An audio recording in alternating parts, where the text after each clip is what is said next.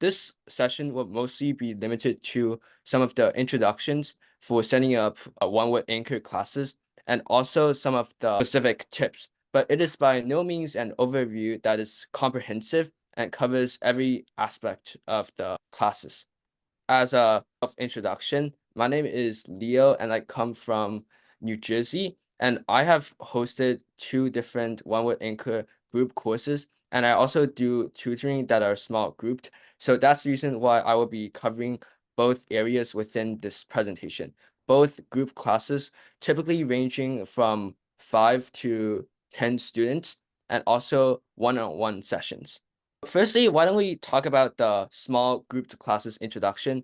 Because I think that it's a good way to get used to teaching classes. You can practice and implement some ideas with small groups before moving on to group classes on topics that you choose. The way that this works is that firstly, they're formed through partnerships with local schools. I know that here in New Jersey, we partnered with a school that's quite near to us.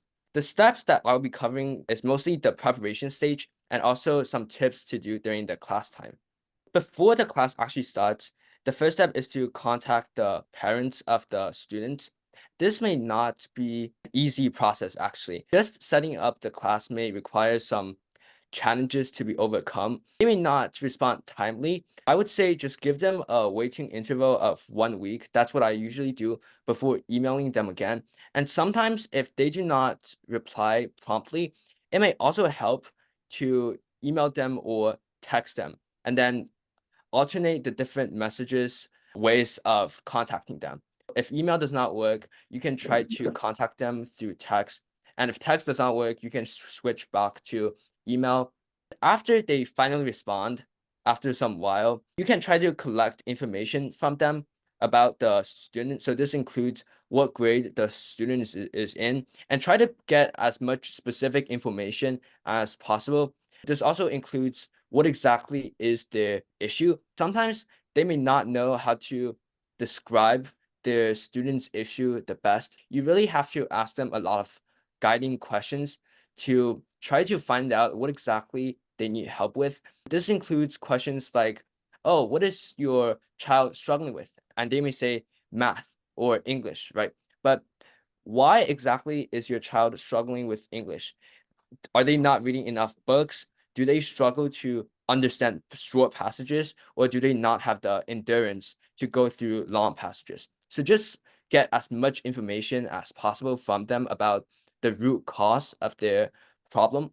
After they give you the information regarding the problem, you should review some materials, because even though the materials are quite basic, because we're mostly focusing on students that are in the lower grade, below middle school, basically. But you still want to review materials because many of the ways that they teach the material, it needs to be familiarized. You should make sure you're using the most proper way to teach them so that it's guiding them through each step, just like how it's written on their books. Because I've had experiences where me personally, I've taught students who their book teaches it in a not so straightforward way that's good for beginners, but once you understand the concept, you begin to take shortcuts. It's not good to teach them shortcuts when they don't understand the fundamentals. You want to be sticking to their books. Also, you want to document the process before it actually starts, because it's really easy to forget to write down the class and the number of hours and the fact that you contacted them after the class. So I tend to do it before the class happens so that I write down who I contacted and then some information about them, just so I know who they are, and also for bookkeeping purposes. Okay, after you went through the preparation time, if everything goes well, they will show up at time that was arranged. But sometimes they do not show up, and that's fine.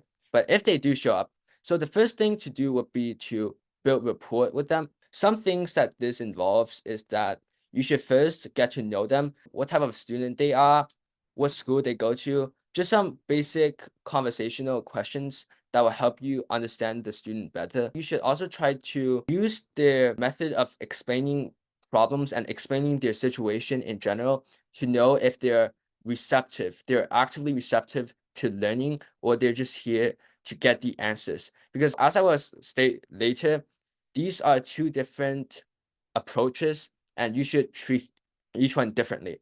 During the class, you should try to enunciate clearly because some of them, in my experience, they were not in quite productive environments. They had quite noisy backgrounds. You should try to enunciate clearly, make sure that you're really, so it's not only enunciation, it's also your tone of voice as well as the speed you're speaking. Just in general, try to make sure that they understand what you're saying. So go really slowly and also speak clearly.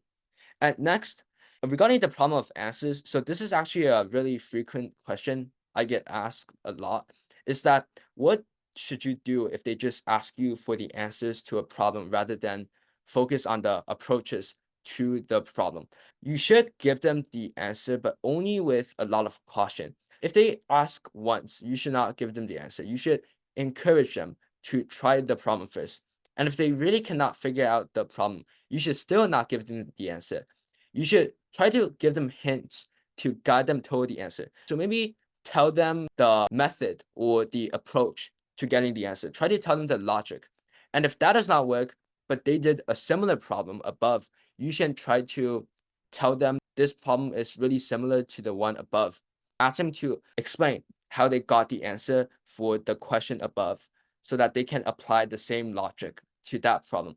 But if and only if they become frustrated with the material, then that's when you should give them the answer because you want to engage their focus and you do not want them to completely shy away from learning. So in this situation, it's better to just give them the answer and then maintain their focus. But even after you give them the answer, you should still explain how the answer should be solved. So what's the process for getting the answer? And even though this is not the ideal approach, it's not ideal to give the answer first and then tell them how to got it because they will not be interested in your explanation most likely. But still, it's better than nothing. As the class goes forward, there are many different little tips could be said, but just speed forward to the final part about the class ending. When the class ends, one thing to keep in mind is you should try, if possible, to get their parents on the Zoom meeting or whatever you're using for the class and establish the timings for the next class. So what this means is that you should try to set up the next class before you get off the call because many parents, they don't really check their emails that often. It's better to just tell them semi in person rather than to go through the whole email and waiting process again. Next, moving on to some general tips regarding the private classes. Firstly, you may want to tell them at the beginning of the class they should turn on their cameras. Obviously, a lot of them are going to be very resistant to turning on their cameras, but still you should encourage them to do it because it generally encourages them to focus more. And in spite of their environment, which may or may not be productive, it can still help the both of you keep focuses on each other. And I think that from the perspective of the tutor, it's also much better to actually require cameras because you can see their reactions. It's easier to see if they understand something. It makes your job a lot easier as well, actually. For the equipment on the tutor's part, it's good if you have a stylus, but it's not required. If you don't have an iPad or pencil or a camera that can be face down toward a table, it's not the end of the world, but it definitely helps if you have an iPad so that you can show them exactly what you're writing and it transports directly to the screen. So maybe you can join the Zoom call on a separate device that has a stylus along with it and use that as a tool during the class. Okay, and now let's move on to our second section. I know that right now you may have some questions regarding the previous section, but don't worry, we'll get to a special Q&A session at the very end. Once you experience, let's say maybe a month or so of the weekly one-to-one class, then you want to move on to the group classes. Because if you feel that you are prepared and that you are ready to move on to the group classes, then feel free to recruit and start the next process. But the first step in setting up the group classes, which you actually get to pick the topic of, is advertising. Just as something to keep in mind is that the minimal requirement for a group class is 5 participants, not including yourself. So basically, you need to have 5 students. Some methods of advertising include social media. Whatever social media platform you may use, it can be good for advertising. And secondly, this is not really that effective in my experience, but you can try to do in-person advertising events such as at the library or maybe at your middle school. For these kinds of advertising, don't expect much results from them, but you can still try it out. The third one is just as a tip. This is not required, but in my experience, it was really helpful to set up email list after list of emails who are interested in coming to your class. That it just makes communications easier in the future regarding the class timings.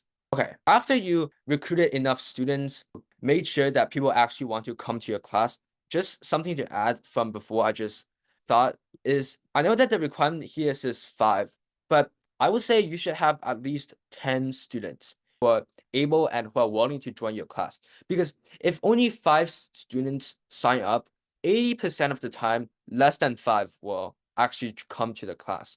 So after you found your targets for the class, your target demographic, you want to create the PPT to be able to make sure that you're actually prepared. So the PowerPoint presentation for the class.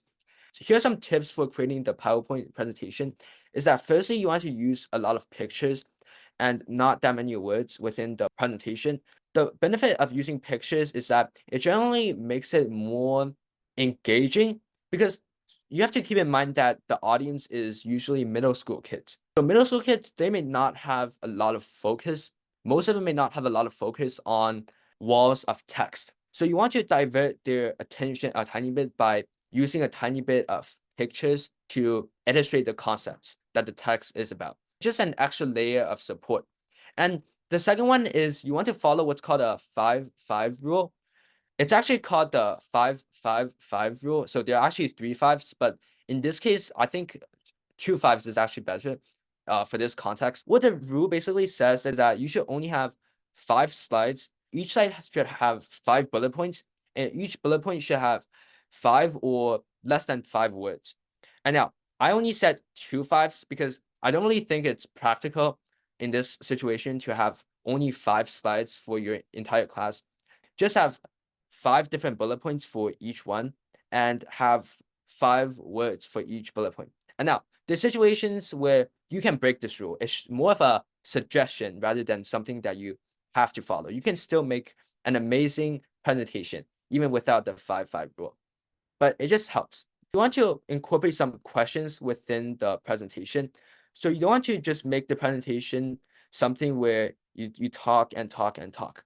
Because firstly, it can get quite monotone in a short time. So you want to even it out when you're talking. And secondly, you also want to make sure that they actually understand the concepts. Because if you ask questions and they do not answer, it may be a signal that you should try to change your approach a tiny bit, or you should go back and re-explain some concepts. And you want to make it at the bottom so that it reveals the answer either through a transition or somehow it just reveals the answer at the bottom, because sometimes they're not that engaging. So they may know the answer, but they're just a tiny bit intimidated to unmute themselves within the call and give you the answer. So you want to provide the answer at the bottom if within, let's say, 30 seconds or so, they do not answer. No one answers. About the length, a lot of people, when I tell them that you have to create a PowerPoint, they ask me about how much material they have to cover. My general guideline is that you should try to cover 10 more minutes more than the class time. Text to speech, it's interesting because the amount of text that you put on a PowerPoint, it almost always takes up less time than you initially expected to. So you should put 10 more minutes worth of material on the PowerPoint each time. This way you don't have to end the class early or you don't have to sit around doing nothing. Another way to increase the efficiency of the class is that you should try to prepare a Kahoot at the end. And it doesn't have to be Kahoot. I just put that because that's personally what I'm the most familiar with. It can be any kind of game, including Google Form or some kind of online platform that can be used to reinforce the material and to test them on a material in a fun way. And the two reasons for this is that A, it can help you take up some time at the end. There's still, let's say, 15 minutes left of class, but you already covered everything that your PPT or your presentation already has. In this context, it's better if you have a Kahoot to take up some time at the end. It also reinforces the material. And B, it can also help them identify areas that they do not understand. It's a form of self-assessment for them, and it also allows you to assess their material coverage. Okay, and now here are just some helpful ideas regarding the class in general. These ones, they're not a part of the process and they're not mandatory for you to use, but they're helpful. So the first one is you might want to get an assistant depending on if you want to send a feedback form. An assistant is basically someone else who's inside your Zoom call throughout the entire class. Their primary job is to send out feedback form. Basic questions like, oh, how did you think my class was like? Did you like my class? Was I clear? Was the PowerPoint presentation easy to understand? How about the length of the class? Should it be shorter or should it be longer? You know, basic questions like this to help you improve the class. And you can also expand their roles. They also send the class some, let's say if you collected any PDFs of some materials that may be helpful to read, they can also send that. In the final class, they can also help you send the final PowerPoint presentation. The second thing to keep in mind, and this is actually really important, is that not only do you have to do the class, you also have to record the class. Just like how this session is being recorded right now, you should use the Zoom call presentation recording feature to record the class. And the reason for this is that number one, it just helps you document the class and it helps you provide evidence when you want to apply for any kind of volunteering hour awards like the presidential award. And secondly, it also helps create another stage of the missions of the One Word Anchor group, which is the video editing stage. Is that there is a group of dedicated video editors whose main job is to edit the videos of the classes and to post them on YouTube.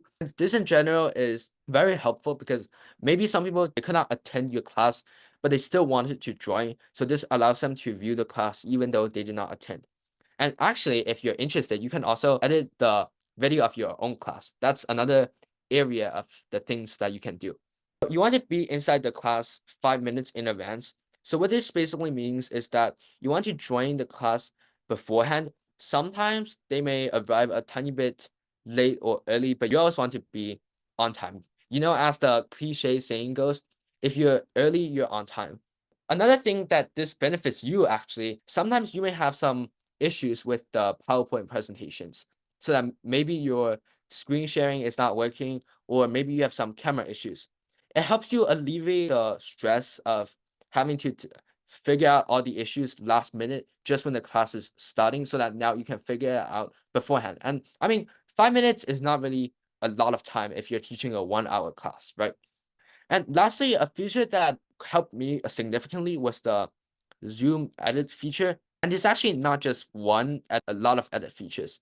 Let me see if I can demonstrate. Yeah, here it is. If you go on to the Zoom bot, I know you probably can't see this right now, but if you're screen sharing, right, then there's going to be a bar at the very bottom, and that bar basically it has different features. It has the unmute and mute. And if you go all the way to the right, there's something that says annotate. It's basically a feature for you to be able to draw on the screen. This is basically a demonstration of it. And there's also an eraser. But the main one that's helpful is there is a spotlight. It's like a red little dot that you can drag throughout the screen. It just helps you guide their attention to the parts of the page that you want them to focus on. So for example, I'm talking about the very last part of this page about the edit feature. I can drag this over here and I can use this to show everyone inside this meeting right now that I'm talking about this part. Yeah, and that's basically two different forms of classes there are, and a general run through of the different processes. Now is the question stage. Please feel free to ask any questions if you have any questions regarding anything. It doesn't even have to be on the presentation. Here's the first question. Yeah, the question was, what is the 5-5 rule again? Basically, it's about how much text you should put on the slides and the way that you should structure the slides. The first 5 means that, so 5 bullet points on each slide. And then the second 5 means that each bullet point should have 5 words to them. But this is not a rule, it's more of a suggestion. I know sometimes if you're teaching some kind of complex material like science or math, it doesn't really do well with the 5-5 rule because you may need more text to explain the material. So the second question was, is there any privacy issue doing video recording or posting it on YouTube? Okay, there is not really a privacy issue. So the answer is no. When you start to record the Zoom, right, you're actually not using, at least you're not supposed to be using recording feature like a screen capture feature on your device. You're supposed to use the official record feature for Zoom. I can't see it now because this meeting is already being recorded. But if it's not being recorded, you should be able to see a button that says record at the very bottom of the screen. And when you press this button, like everyone within the meeting will be notified that the meeting is being recorded. So I'm sure that when you joined the meeting, you saw a form of notification pop up that said that the meeting was being recorded. So by clicking proceed or continue, people being tutored or the students are actually consenting to being recorded. And also to posting it on YouTube, related to posting on YouTube, unless you are directly involved with video editing, you don't have to worry about what happens after the class. After you end the class, you send the recording to someone who's responsible for that department. That class is done. You don't have to do anything else for that class. The posting it on YouTube part, that's someone else's job. I have a question regarding this Zoom permission. So I'm not sure whether there's a standardized or centralized Zoom account for each of the tutor to create a class, or does a parent like me have to create register Zoom account for my son or not? Are you asking if there's a official One Word Anchor Zoom account? Yeah. Good question, actually, because it's a significant issue for me when I was teaching the group classes. Theoretically, you're supposed to be using, I don't want to say a One Word Anchor meeting, but a meeting that's hosted by the official One Word Anchor Zoom account. Beware, just beware that there may be some issues with you joining the One Word Anchor meeting. One Word Anchor sets up a meeting for you for the class, but you might have some trouble actually joining that meeting. If everything fails, it's perfectly okay for you to just create your own meeting with Zoom with a non-One Word Anchor email account. That's okay too. That's what I did for most of my classes. For some reason, I just couldn't join the One Word Anchor created meeting. So you're saying that someone from the One Word Anchor will coordinate this, like the setting up the Zoom meeting and the link for the class, right? Although sometimes it doesn't work. Oh, yes. The way that the process works is that, so first you just try to contact regional leader who's in charge of this. Tell them the time of your class and ask them to set up a Zoom meeting for that time. The reason why they will set up a Zoom meeting is they're the ones who have the access to the official Right. One Word Anchor email. When the class comes, you will join the Zoom that they sent to you, that they set up. So by the way, so this meeting is recorded. Are we able to find the link in case we want to? Okay. Yes, this meeting is being recorded, but I'm actually not sure if this meeting will be posted on YouTube. Does anyone have any other questions? Everyone, I'm just going to stop sharing my screen for 1 second so I can see everyone. If anyone wants to introduce themselves, then feel free to do that. Because after all, you will have to introduce yourselves at some point if you're doing a class, right? Hi, my name is Andrew. I've had some previous tutoring experience in an organization called Tree of Life for the past 2 years. I've had experience teaching both individuals and small groups. That's good. I know when I first started this process of teaching classes for One Word Anchor, I didn't have any prior experience. So you're already more advanced than me. Well, actually, Andrew does have good experience, but I don't think he has this much online teaching and also supporting this remotely. So it's good to learn from your experience here. Yes, but don't worry, I can tell this. Online teaching is easier than in-person teaching because there are more ways you can document the process actually. For example, if you're teaching in person, right, then sometimes you may have to, there's not really a presentation in person, it's harder for you because you have to think of the topics while you're teaching. But in an environment like this that's online, you can have a presentation to guide you through the process. And you can also use that as a tool for you to limit your speed. Because I know for me, when I was teaching, I struggled with controlling the speed that I was teaching. So I was either going too fast or too slow. But when I had a presentation, limited my speed a tiny bit so that I knew that I was going at the right speed, because it was not how fast I spoke or how quickly I covered the material. It was more a matter of what my presentation was about, because I can't go beyond the presentation, right? Do we have any other brave volunteers who want to introduce themselves? Hi, my name is Brian Shen. I'm in 10th grade. Well, I just about finished 10th grade. And I have like just a little bit of experience teaching children because I did something for school once, but I don't have any online experience. Oh, nice to meet you. So I see there are a lot of people here who teaching in person, then is now thinking about doing teaching online. That's interesting because that's the opposite process that I went through. I actually started doing teaching online first and then did teaching in person because I'm a bit intimidated, let's just say, to teach in person. So I thought it might be better to adjust myself online. But you know, it's different from person to person. I'm Jacob. I'm in 8th grade and I don't have any tutoring experience, so I'm hoping this is going to be a good start where I can learn practice. Nice to meet you, Jacob. This will definitely be a conductive experience for you to be able to learn a lot. Definitely be really good for you to actually start to tutor online first, in my experience, and use that as a gateway. Because as I said, it's a lot easier to do it online at first. So I have one more question. I'm Ryan's father.